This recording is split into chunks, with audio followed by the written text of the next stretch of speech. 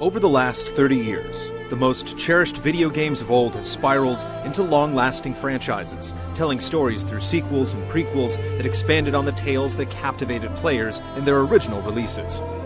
Many of these series evolved into legends of their own, creating a timeline of lore that kept their avid communities entrenched in the game's world.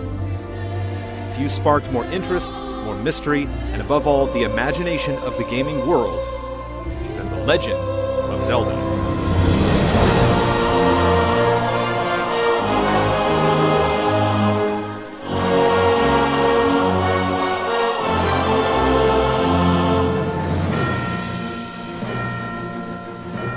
This tale began back in 1987 with the release of The Legend of Zelda for the NES. It went on to become a landmark for many reasons, but its plot wasn't among them. The only story elements came in the form of a brief text paragraph that explained you were on a quest to save Zelda from an evil being known as Ganon. If you managed to delve into the game's manual, you were treated to a bit more narrative, like why Ganon, wielding the Triforce of Power, invaded Hyrule, seeking the Triforce of Wisdom. When Zelda caught wind of the invasion, she dispatched her nursemaid Impa to find a hero valiant enough to save Hyrule, but not before breaking the Triforce of Wisdom into 8 fragments and hiding them. Link eventually claimed these fragments and saved the kingdom and its young princess.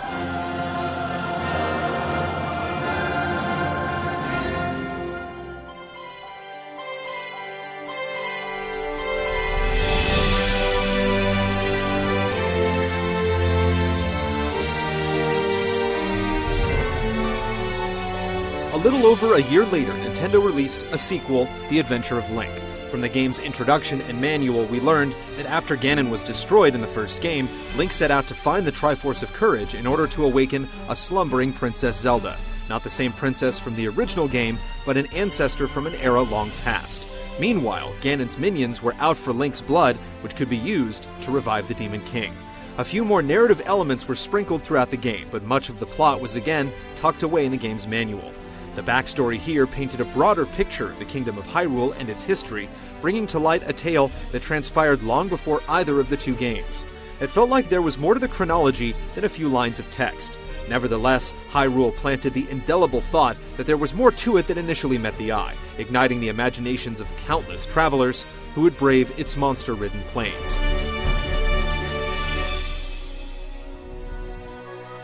The next game in the series proved to be a catalyst. It broke the serialized nature of the franchise and was branded as a prequel.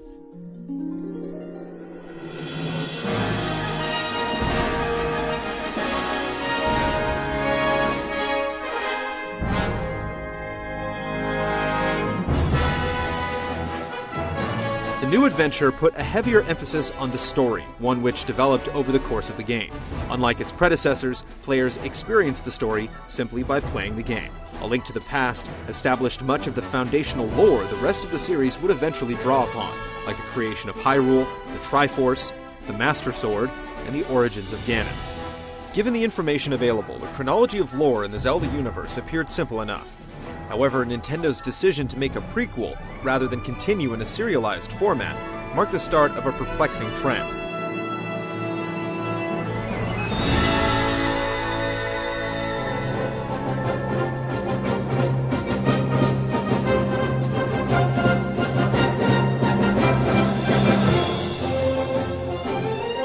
Zelda took a departure from the norm in Link's Awakening. While it did little to expand upon the Hyrule lore, it was a touching side story that gave us a rare glimpse into Link's personality. The legendary hero had set off to hone his skills after defeating Ganon in A Link to the Past, but on his return voyage, a maelstrom destroyed his ship. Link washed ashore on the mysterious Koholint Island, where a young girl named Marin rescued the lad and nursed him back to health. The girl bore a striking resemblance to Zelda, one of the game's few connections to the rest of the series. Link learned that the only way to leave the island was to wake the Wind Fish, a protective deity slumbering inside a giant egg atop the island's tallest mountain.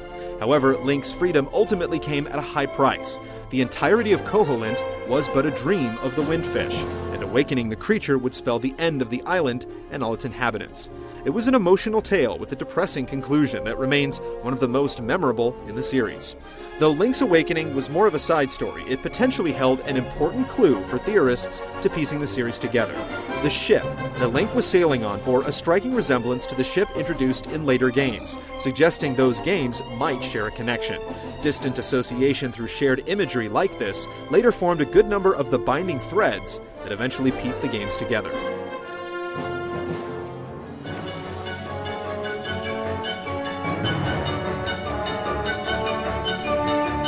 It was 5 long years before we returned to Hyrule.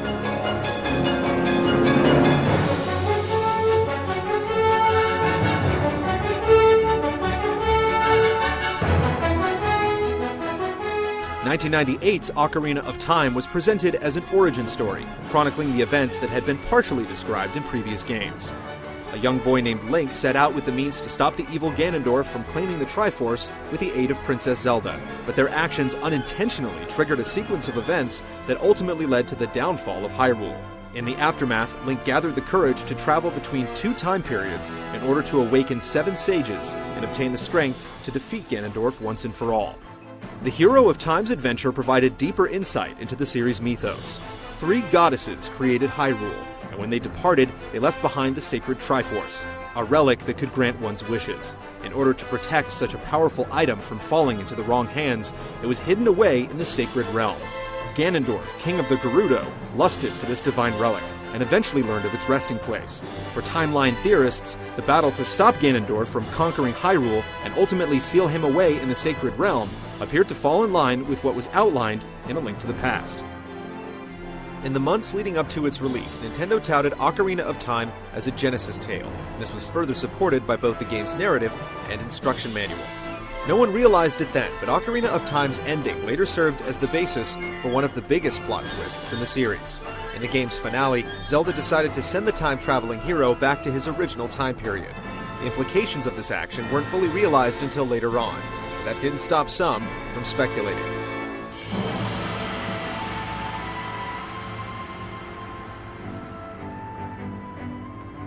Given the facts, it wasn't difficult for fans to piece together the timeline. The Legend of Zelda was followed by Zelda 2, a direct sequel. A Link to the Past was a prequel to the NES classics, which was then followed by Link's Awakening. In an interview conducted in Nintendo Power, series creator Shigeru Miyamoto revealed what he had deemed to be the official order of The Legend of Zelda. This remark flew in the face of what fans had speculated. For the first time, there was controversy amongst those who believed in an established timeline, and this one quote would spark a decades-long debate about the tales of Hyrule. The plot would soon thicken.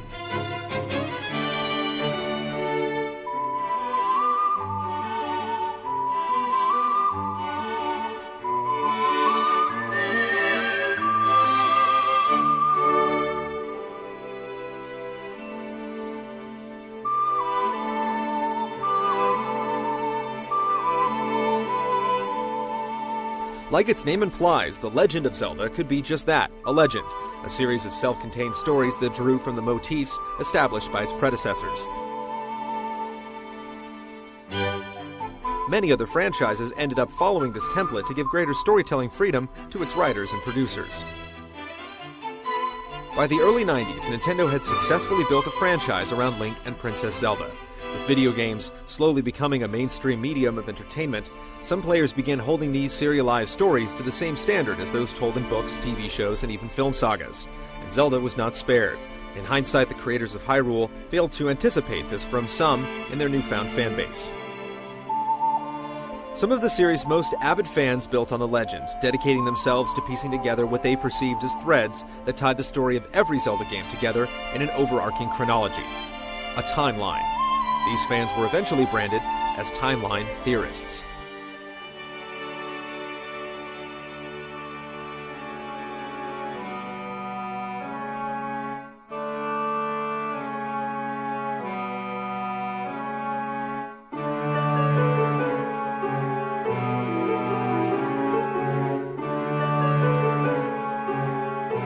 2 years later, Nintendo released a second Zelda game for the Nintendo 64, Majora's Mask. The opening sequence of the game revealed that several months after Ocarina of Time, Link was drawn into an alternate dimension called Termina, while searching for a friend. This strange world was being terrorized by the Skull Kid, a mischievous forest imp from Ocarina of Time who had stolen a mask, granting him incredible powers. Link only had 3 days to stop the real culprit, Majora's Mask itself, before it brought the moon crashing down into the surface. Like Link's Awakening, this direct sequel was more of a side story, but it served as an important clue for theorists who wanted to decipher a potential timeline. Majora's Mask took place after Link was returned to his original period by Zelda at the end of Ocarina of Time. This suggested to theorists that the events that led up to the point where Link was sent back in time were erased from history and were replaced by what transpired in Majora's Mask.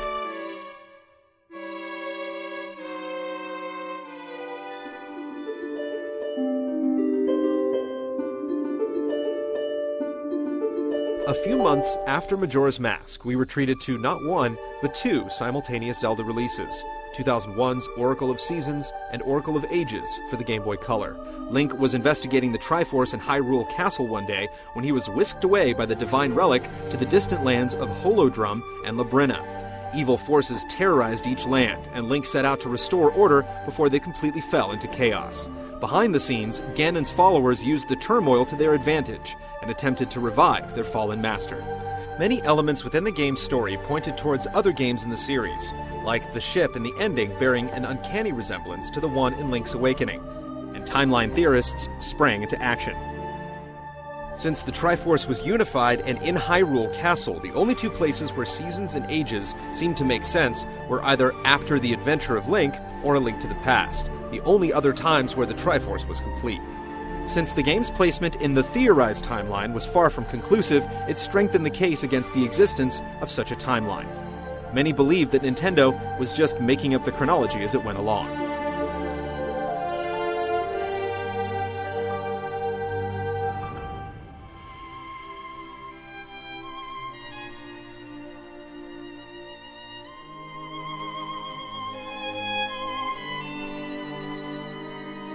Nintendo re-released A Link to the Past in 2002 for the Game Boy Advance, which included a multiplayer game called Four Swords. This new version of the classic Super Nintendo game contained revised dialogue that amended terms like wise men with sages, a more direct reference to Ocarina of Time. Nintendo claimed it updated the terminology in this version so it had a stronger connection with previous games. Additionally, Four Swords turned out to be a whole new game with a self-contained story. Link was on a quest to stop an evil wind mage named Vati, who was freed from his prison and was bent on destroying Hyrule. The plot appeared very simple and ambiguous enough that it could take place almost at any time by those who intended to build a Zelda timeline. However, series producer Eiji Aonuma made a comment that Four Swords was the oldest story in the series, and it took place even before Ocarina of Time. Until that comment, timeline theorists usually place the game at the end of their chronology.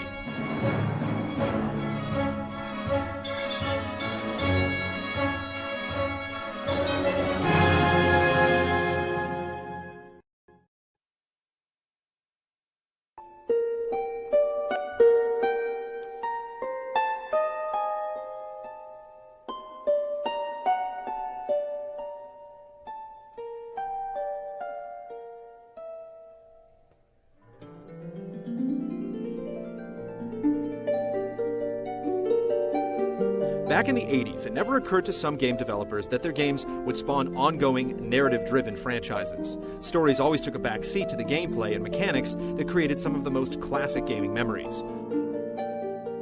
While some franchises began following a single unified canon, Nintendo was uncompromising when designing for its flagship adventure game. For Shigeru Miyamoto and his team, the world you were playing in was far more important than the reason you were playing in it. Series canon was an afterthought to the game concepts that would power each new Zelda release. Following this philosophy, Link was redrawn for a new generation, bringing a tidal wave of new lore that forever altered the stories Zelda timeline theorists had grown to love.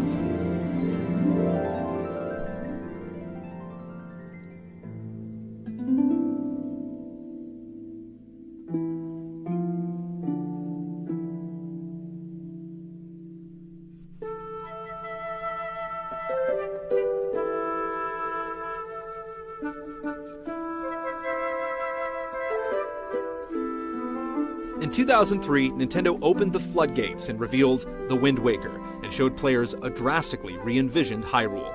Nintendo said that the game, which took place hundreds of years after the events of Ocarina of Time, told the tale of the downfall of the kingdom and the return of Ganon after being sealed away at the end of Ocarina of Time. Rather than let its proud lands fall into the hands of evil, the gods of Hyrule instead decided to submerge it in a great flood. Several generations later, Ganon used the Triforce of Power, broke free from his prison below the waves, and sought the means to unify the Triforce and make his dark wishes come true. A new hero was born, and along with Zelda's descendant, rose to stop the evil menace. In the end, the Triforce washed away the remnants of Hyrule once and for all, and brought what appeared to be a conclusive end to the ancient kingdom. The finale was a confusing twist for timeline theorists. Ganon was defeated when Link thrust the Master Sword into his head, and the blade was washed away in the Dark Abyss along with the rest of Hyrule. With the kingdom submersed in water, it was tough to rationalize it as a setting for future games. Some theorists speculated that there would be a game in the future that would fill these perceived plot holes. Others had a more radical theory. What if there were two timelines as a result of the events in Ocarina of Time? These theorists surmised that at the end of Ocarina of Time, Zelda sent Link back in time to the day they met. This action effectively created a second timeline, which continued with Majora's Mask. However, the princess in the future who sent Link back in time persisted in her own timeline. According to these fans, what transpired in her reality led to the fall of Hyrule and Great Flood preceding the Wind Waker. So which of these timelines, if either, was established as Zelda canon?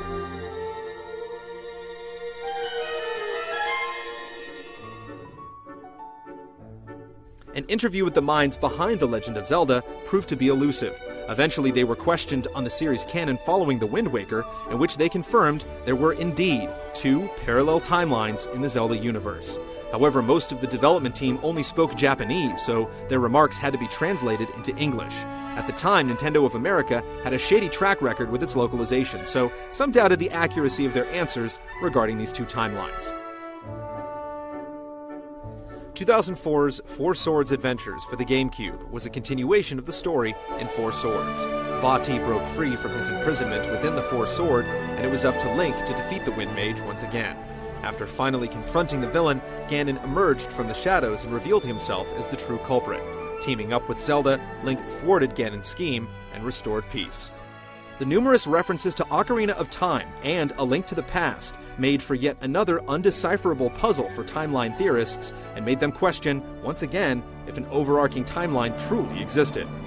Nintendo followed up Four Swords Adventures with the Minish Cap for the Game Boy Advance. The game was a prequel to Four Swords, revealing the origins of Vati. Given it was a prequel, it took place before the events of Four Swords. At this point, though, given how little direct connection the Minish Cap, Four Swords, and Four Swords Adventures had with the rest of the series, some timeline theorists discarded these three games from their Zelda canon altogether.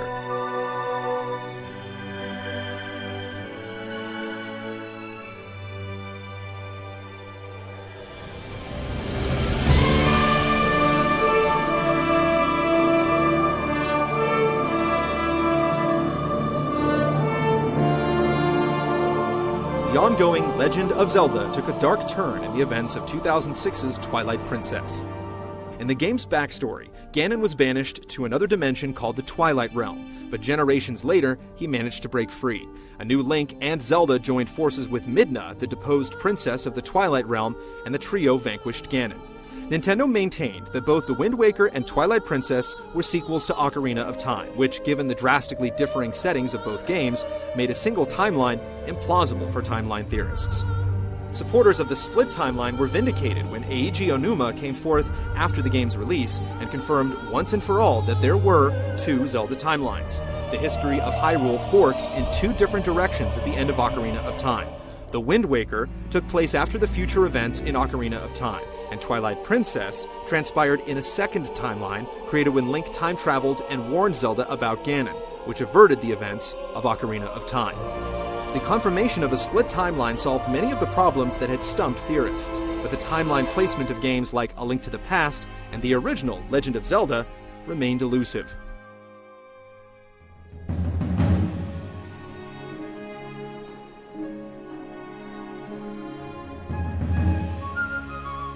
Nintendo brought the flooded Hyrule timeline back into focus with its next two releases. 2007's Phantom Hourglass was a direct sequel to The Wind Waker, where Link and Zelda were in the middle of their journey to find a new land when they came across a mysterious ghost ship.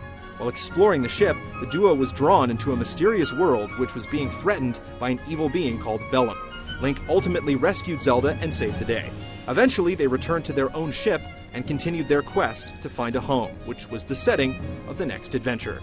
In 2009's Spirit Tracks, we learned that the crew finally found its way to a new land and christened it a New Hyrule.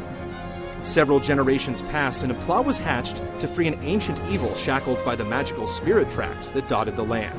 A new Link and Zelda rose up to take on this foe called Alidus, and they ultimately defeated the demon and returned peace to the New Hyrule. For the first time ever, Nintendo was continuing an arc through multiple direct games, and their placement was easy to discern. Those who followed the events of The Wind Waker were rewarded with an ongoing tale atypical for the series. But the trend was short-lived.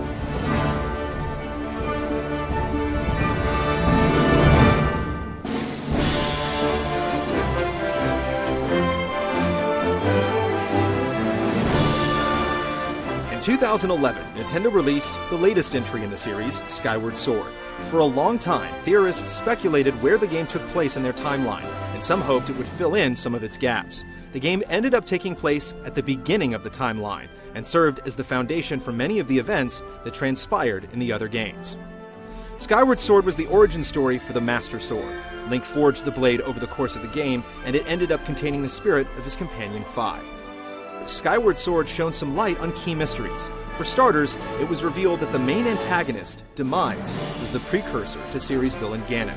Demise promised his spirit would endure and that he'd be reincarnated. We also learned that there was a goddess named Hylia, who after a great war sacrificed her divine powers and became the mortal Zelda. This explained why the long line of those who bore the name Zelda had divine powers and guarded the Triforce.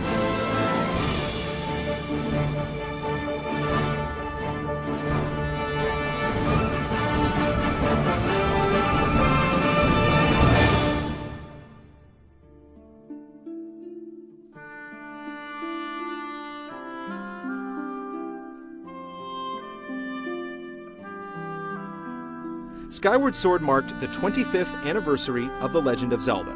To some, the games were classic stories of a damsel in distress, but to Zelda timeline theorists, it was a mythology that spanned thousands of years and alternate realities. For decades, rationalizing Zelda's continuity was a daunting task for those who took it upon themselves to find meaning in what many argued were just discrete games not meant to construct a single canonical timeline. Shigeru Miyamoto's philosophy of putting design and gameplay before story made these games classics, but to theorists, questions haunted their experience with each new release. Was there an official Zelda timeline? How could it possibly fit together? Would the franchise live up to its name and be just a series of legends loosely connected by an enduring mythos? Would Nintendo ever reveal the truth?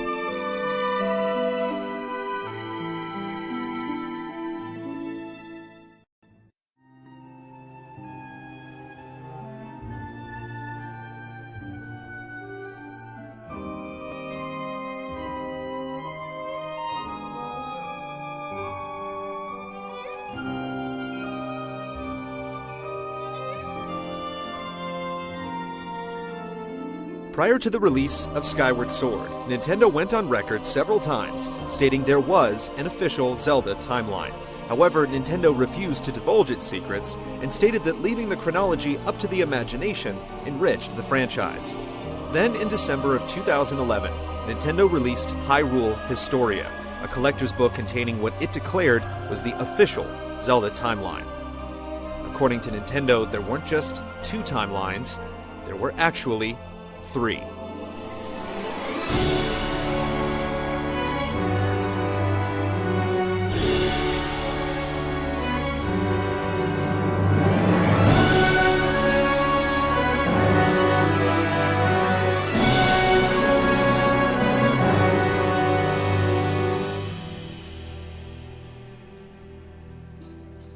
The official timeline began with the events in Skyward Sword, the adventure where Link and Zelda defeated Demise and established the Kingdom of Hyrule.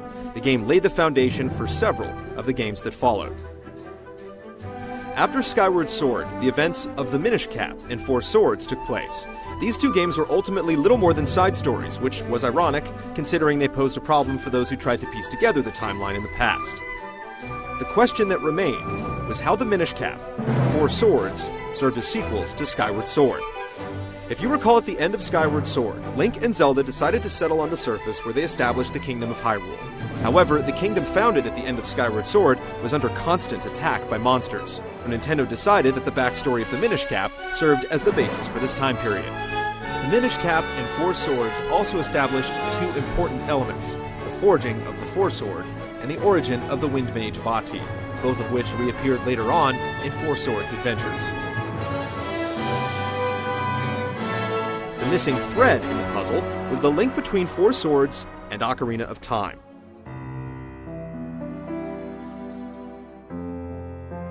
Hyrule Historia expanded on the story of the fierce war mentioned in Ocarina of Time, explaining it as a civil war that ravaged the kingdom after the events of Four Swords. A king eventually came forth and reunified the nation, setting the stage for Ocarina of Time. Ocarina of Time was where things got interesting. Earlier we mentioned that according to Zelda theorists, the game served as the focal point for their split timeline theory, creating two parallel realities. The split was created when Zelda sent Link back in time. However, in Hyrule Historia, Nintendo revealed that Ocarina of Time was the basis for the creation of a new, third timeline.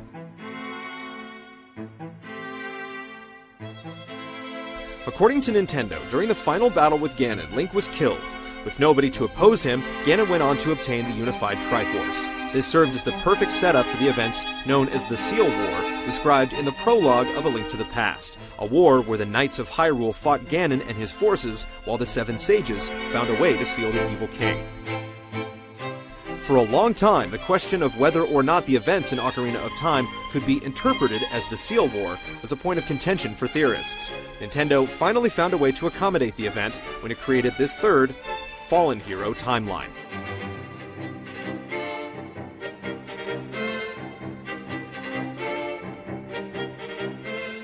The Fallen Hero timeline followed up Ocarina of Time with the events of A Link to the Past, the Oracle games, Link's Awakening, and finally the original two NES games. Theorists believe there was evidence to support this order, but definitively connecting the games wasn't possible without some new information provided by Nintendo. Given the imagery of the ship that Link sailed on in both Link's Awakening and the End of Oracles, some theorists had already surmised that these games were somehow connected. In the official timeline, Oracles of Ages and Seasons did indeed follow the events of A Link to the Past, as Link set sail for Hyrule. During his voyage home, he was shipwrecked, and the events of Link's Awakening followed. The last mystery that had puzzled theorists was how exactly any Zelda installment connected to the games that started it all, The Legend of Zelda and its sequel, The Adventure of Link.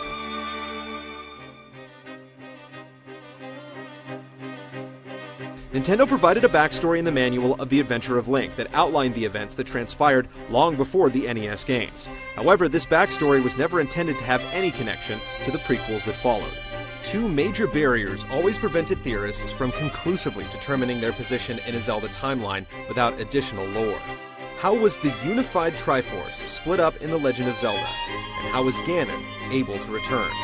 Hyrule Historia didn't offer a proper answer to these questions, but the backstory of The Adventure of Link was reworked to serve as the connection between these two time periods. Sometime after A Link to the Past, the King of Hyrule was forced to split up the Triforce, leaving only the Triforce of Wisdom and Power with the royal family. The Triforce of Courage was hidden away within a distant palace. Ganon somehow managed to return and claim the Triforce of Power, and then began an invasion of Hyrule to capture the remaining pieces. This then led into Link's quest to reunite the Triforce of Wisdom and defeat Ganon in The Legend of Zelda. As for The Adventure of Link, it was always described as a direct sequel, so it made sense that it followed immediately after. That was the last game in this new timeline. For timeline theorists, the Fallen Hero timeline established a bewildering precedent for future installments. Within any existing game, Nintendo provided itself with a scapegoat since a timeline could be drawn where Link failed. It created almost unlimited possibilities for future Zelda games.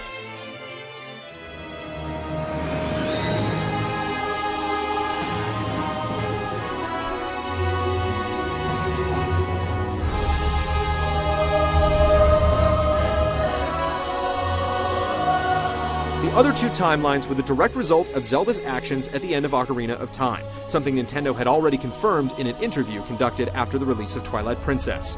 Though fans knew this for several years, what exactly transpired in either of these timelines wasn't clear. One of these timelines followed the exploits of Link as a child after he was sent back to the day when he first met Princess Zelda in Ocarina of Time. These were followed by Majora's Mask, Twilight Princess, and Four Swords Adventures in a chronology commonly referred to as the Child Link timeline.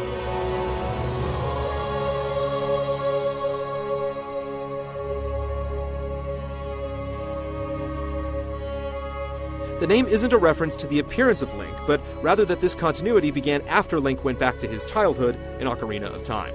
What came next was no surprise, given that Majora's Mask was always labeled as a direct sequel to Ocarina of Time that involved the same incarnation of Link. The placement of Twilight Princess after Majora's Mask was also expected, given that Eiji Onuma's quote that stated Twilight Princess took place after Majora's Mask. Twilight Princess gave theorists a conclusive ending to this Child Link timeline as it culminated with the slaying of Ganon, but a missing piece still existed: Four Swords Adventures. Hyrule Historia told the story of how this game directly followed the events in Twilight Princess. Most puzzling was that Ganon appeared in both games, yet was slain at the end of Twilight Princess. According to Nintendo, the Ganon in Four Swords Adventures was an entirely new entity. Being a new character, this Ganon had no recollection of his predecessor's ambitions, aside from his lust for power. He manipulated Link and Zelda into freeing Vati from his imprisonment within the Four Sword. With the heroes occupied trying to contain the Wind Mage, Ganon rose to power, but in the end, Link and Zelda ultimately sealed him within the Four Sword.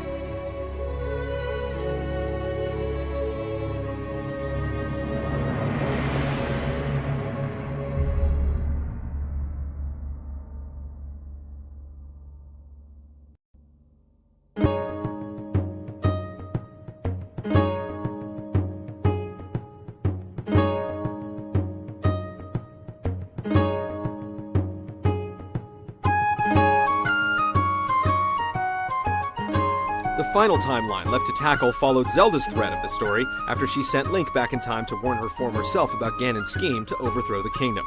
The events that followed were told in The Wind Waker, Phantom Hourglass, and finally Spirit Tracks. This branch of the trio of timelines was referred to as the Adult Link timeline because these games continued on after the exploits of Adult Link and Ocarina of Time. It was also the easiest to decipher for those who followed the stories. Zelda was left alone to oversee the restoration of her kingdom in the aftermath of Ganon's reign. Many years passed, and the Menace, who had been sealed away by Zelda and the sages, managed to break free using the Triforce of Power. He threatened the kingdom once again, while the people of Hyrule believed the Hero of Time would return to save them. But the hero never came.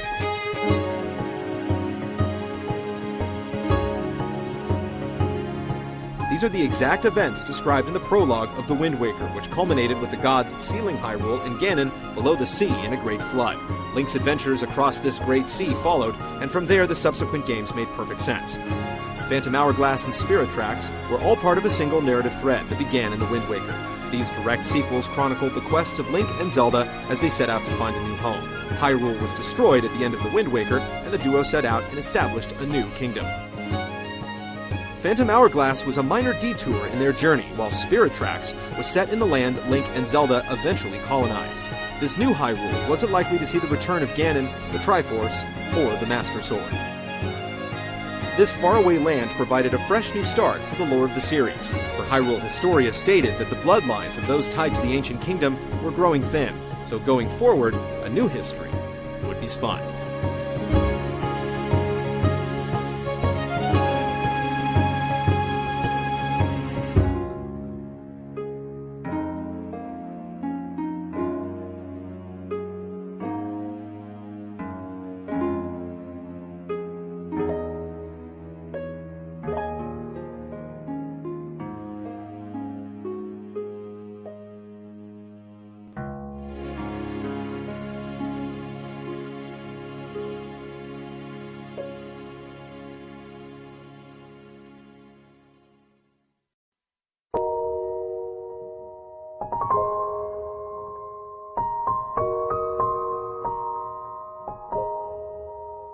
Three distinct timelines.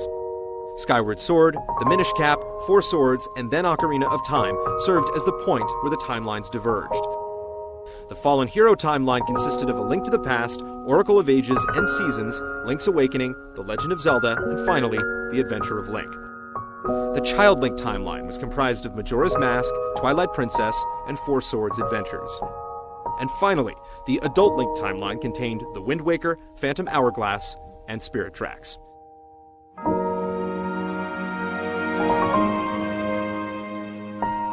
The official Zelda timeline was 25 years in the making. Sorting it out was a tall order, but just imagine how difficult it was to decipher the truth, relying solely on the games, manuals, and occasional cryptic interview. Decades of fan speculation on how the games fit together in a timeline concluded as the series creators filled in the blanks with brand new lore. This backstory in Hyrule Historia provided the final pieces of the puzzle for enthusiasts.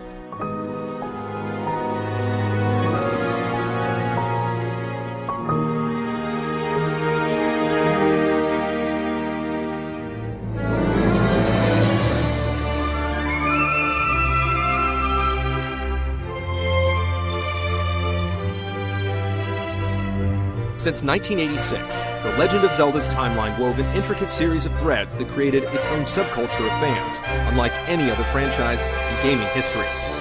It could be argued that its final canon was pieced together by both its creators and fans alike.